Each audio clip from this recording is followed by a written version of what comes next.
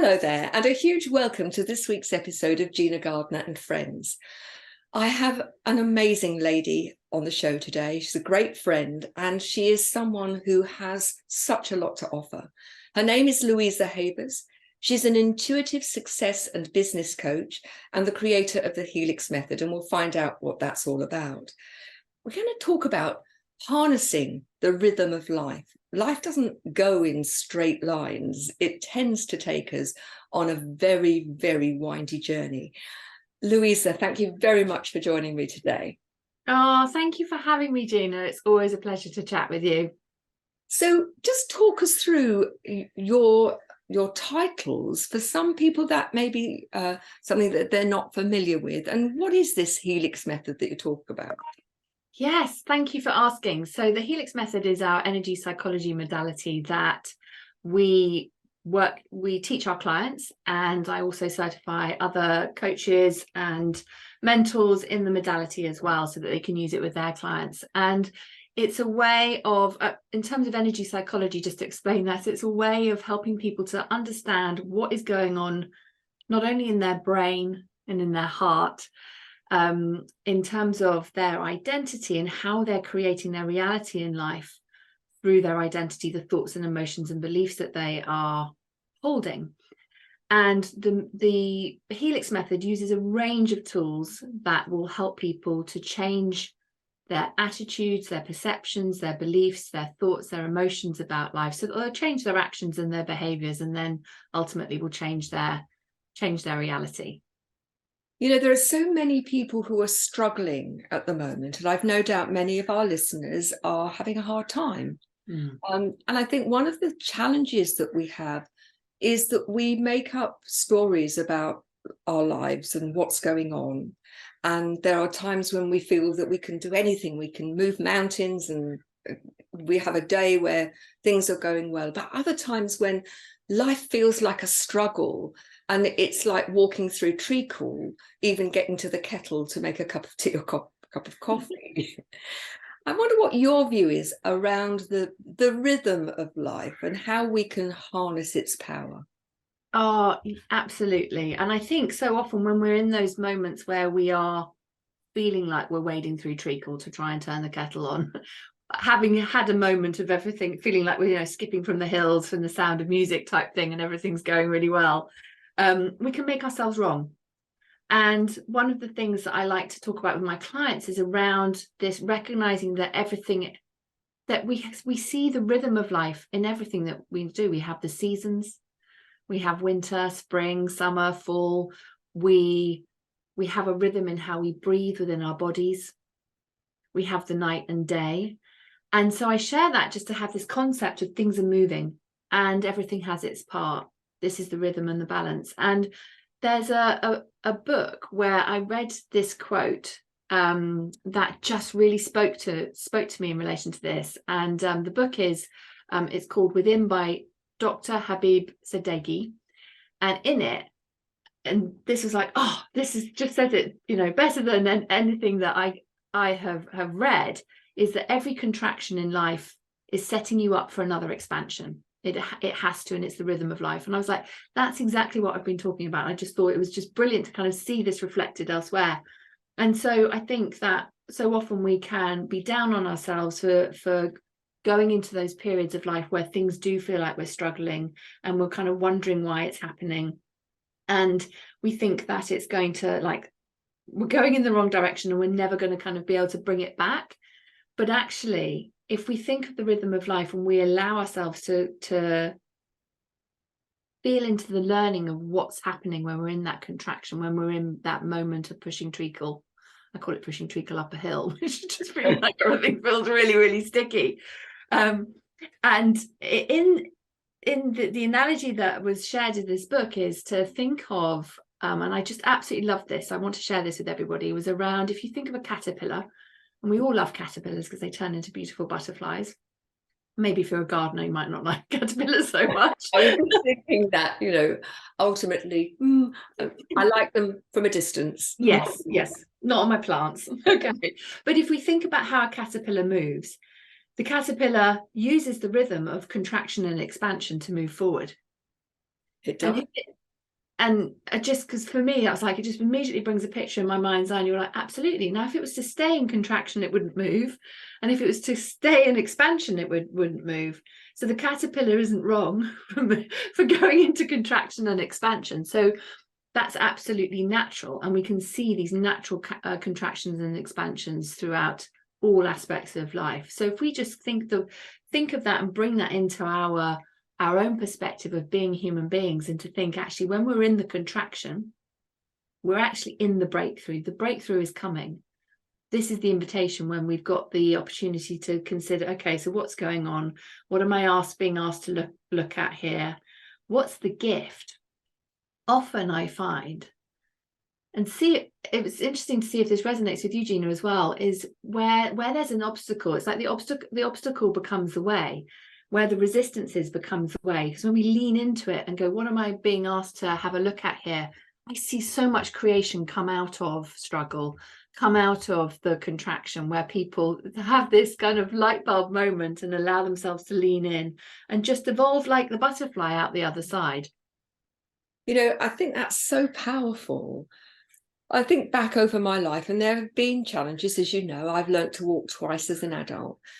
But the gift of having to find a different way for me has always been something that I'd like to think that I would have come and found anyway.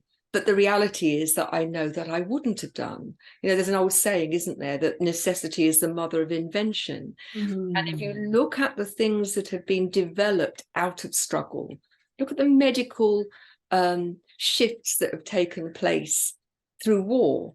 You know, in the First World War, the capacity to deal with burns and to deal with horrendous wounds was moved forward because they needed to do it.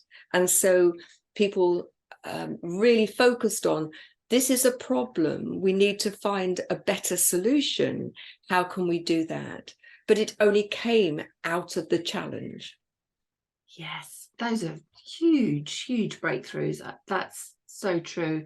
There's so many out there, I think, when we really start to think about that. And when I look back at my own life as well, is I know that the expansion has followed always the contraction. And so the invitation is, and this is going to resonate with people at different points in their life, but that when you start to feel like you're coming out of that contraction, you start to get that idea of the new way that you might be able to do something. That's when it can start to feel really exciting again. It's like, oh, I feel like I can breathe again because you can see the next expansion coming. I had a very irreverent thought as you were saying that, not that I've ever worn one, but you know, the corsets that people used to wear in Victorian times, you know, I can imagine, you know, you wanted a 22-inch waist. Well, I haven't had a 22-inch waist since I was about 5. As you undo the corset, so everything expands and you can breathe. And I think that the stories that we make up when we are in contraction about not being good enough, that nothing's going my way, the universe and life is against me, those keep us in contraction. It's so easy to get into a place of total resistance. And in my view, the energy that we spend resisting means that we don't have that energy or focus or time or whatever resources to spend on the expansion and the moving forward. But I'd love to know your take on this and your advice to people in terms of how to move forward. Oh, you're absolutely right. You're absolutely right. Because I think we're looking at the wrong thing, and what we focus on expands, talking of expansion and contraction.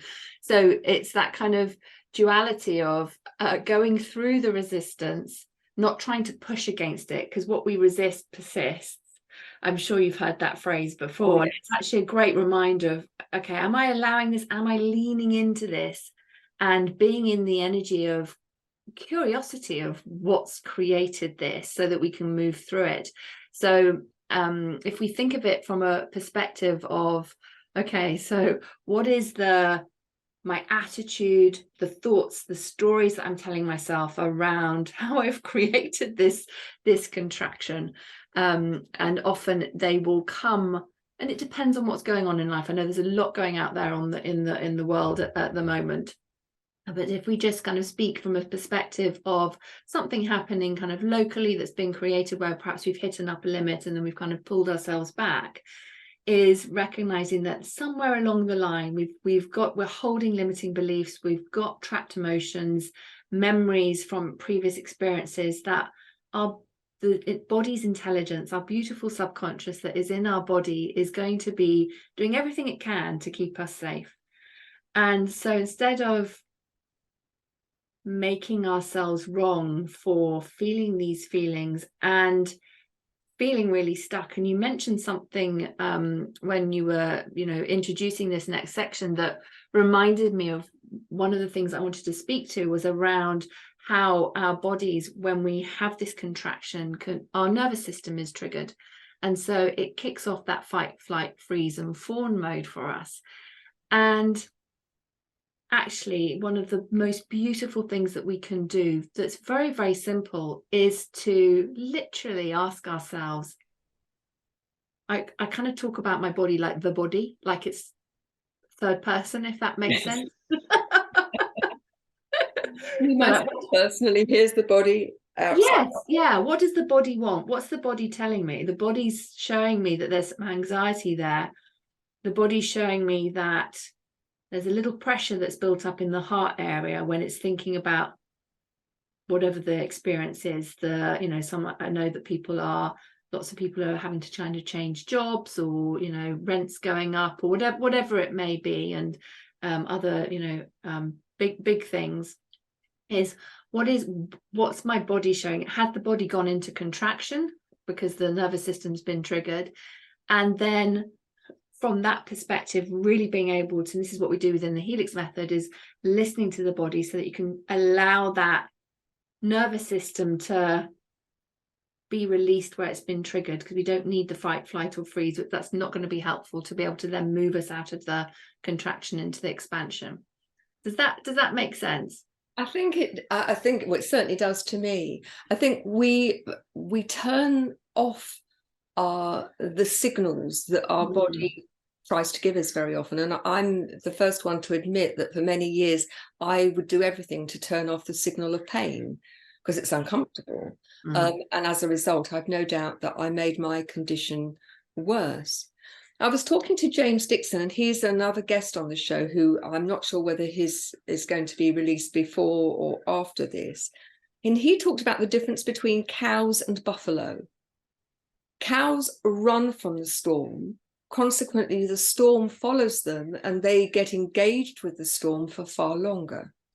Buffaloes turn into the storm, and as a result, the storm passes over them very quickly and goes beyond them because they don't resist the storm. They actually face it. And that seemed to be such a powerful way of looking at things. When we face our fears, when we face the very worst that can happen, then we are much freer to get on, make the most of our lives and do the best. And more often than not, our greatest fears are unfounded. So true. They're in our head. And that's where, particularly if the nervous system's been triggered, we start worrying about things, making up, catastrophizing, making up worst case scenarios. That keeps us in that contraction rather than being in that space of the body. What's happening? Okay, right, I'm going to manage you, sort you out. What's the belief that's kind of creating this? How can I be like a buffalo? I love that so much. Well, I said to him at the time, I'm going to be using that. That's such a powerful way, a simple way of looking at it. Now, I'm not saying you go and look for trouble, but, if you, I think of the transitions and changes, so often they're around how we feel about ourselves, our relationships, money. I mean, that's a big one, isn't it? Not enough, that sense of struggling to make ends meet. And I think I can remember going back that my secretary, who became a really good friend, her husband had got himself into financial difficulty, and he just kept on putting the letters in the shed. He lost his job. He was going out to work, but looking as if he was going out to work, but had no job.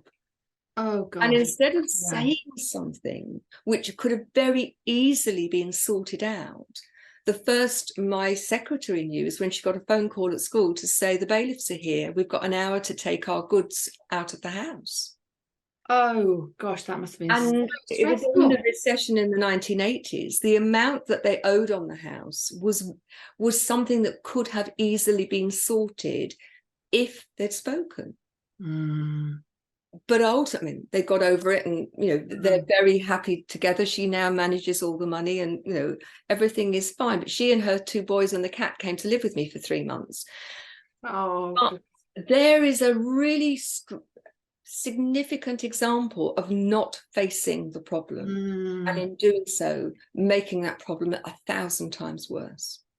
And do you know what, it's what's coming to mind as you're sharing that story, and I'm sure there's many people that can relate to that, and their experiences might not be exactly directly like that, but there'll be some similar thing where they're like just putting off dealing with the thing, and we'll have very rational stories going on in our head as to why we haven't done X, Y, and Z. I'll put it there, I'll deal with it later, I'll sort this out tomorrow. So I'll just put that there. We'll have something that was very reasonable, and then of course it just builds up. It becomes too hard, doesn't it? I think for people so you get actually point where how can I go back and how can I admit to somebody that I've done this? And I would say that honesty is always the best way. If you try to hide it, it tends to come back even bigger and bite you in the bottom. Yeah, it's that thing, isn't it? When you share something, it just takes off half the load, even if it's through, so often when conversation with people they'll be telling you something, and I'm sure you've had this experience too, when in the sharing of it they suddenly figure out the solution because they've just said the words out loud, and then it's like, oh, I know exactly what to do now. Thank you for helping me. And you're like, I didn't actually say anything, but yeah. It held the space for them, and I think that's so important. So I think that's one of the reasons why intentional journaling helps, because you're externalizing your words. So whether they're on paper or they're with someone you trust, family, friend, let's face it, it's one of the reasons why working with a coach is so powerful, is that you have a safe. So that, Louisa, a lot of the work you do is around energy, and for some people that might be quite an unfamiliar concept. So can you be interested very quickly, we haven't got a lot of time, how you got into energy work and how that manifests itself and what you do with people? Absolutely, yes. So energy can feel like like you say, a mystery. But a great way I always talk about it, we all have our own human Wi-Fi, because we're all, everybody, we're connected through the internet and through the Wi-Fi, so through frequencies that we can't see or touch. Everyone's got a mobile phone these days, lots of people have got mobile phones, and so we're used to connecting and being able to hear or speak to somebody and see somebody through something that's not connected, and it's through Wi-Fi's and frequencies. And so we've got our own frequency, our own human Wi-Fi, and it comes from the thoughts that we're thinking. They actually have their own frequency, and the feelings that we have their own frequency as well. And this makes up our own little electromagnetic field that we are vibrating out into the universe. And people that are thinking, what's she talking about? I know everyone's had this experience when you can feel someone is looking at you, and you turn around, you catch their eye. You could be in the supermarket waiting for a bus stop or something like that. Your heart energy has picked up that person is looking at you from behind you, whatever it might be. You didn't know it, you just instinctively looked around. Does that make sense? Yeah. It's the same thing, isn't it, when you meet somebody that you feel as if you've known them forever, and you've only been 2 seconds, and there is that sense of rapport with someone that's much bigger than you would expect out of the experience. Absolutely. And it's because your heart is in resonance with their frequency. You're on the same vibes. So people will say, oh, the vibes are really good in that place. We have the language for it in our day-to-day, even if it's something that perhaps people haven't explored, looking at it through that lens. My background is in psychology. I went to university to do a psychology degree, so I had kind of psychology, the brain bit, sorted, and really understanding that there's lots that we can do in terms of how we can improve and self-actualize to be able to become our best selves and to, you know, require more of ourselves, how we show up for ourselves and our businesses and our families and all the things. And for me, it was really, you know, during my journey when I used to work for social services and having a treatment of pranic healing at you know, we were hosting a well-being event, and I could see this pranic healer going off and doing some things. I was like, what on earth is going on over there? Had my own experience, and I was like, realized I was feeling energy, and I was like, oh my goodness. And immediately, you know, it resonated with me, and I went off to explore and got trained in it. And for me, it was the missing piece. And so I brought everything that I've learned along my, you know, my journey through all the trainings that I've had and through the experience of working with clients to creating the Helix method, which is, you know, really bringing in, that's why we call it an energy psychology modality, is really helping people to look at a perspective of what's going on energetically. So I'll use the language energetically, i.e. their thoughts and their feelings and their emotions, so that they can think about, well, how are they contributing to their relationships? How are they creating the success or the stresses in their business through what they're thinking and what they're feeling? And, you know, as I know that you know this, in terms of all the experiences that we've had in our lifetime, all the experiences that we have as children, you know, our programming from our parents, we might not remember everything that happened, but the body does, our body does.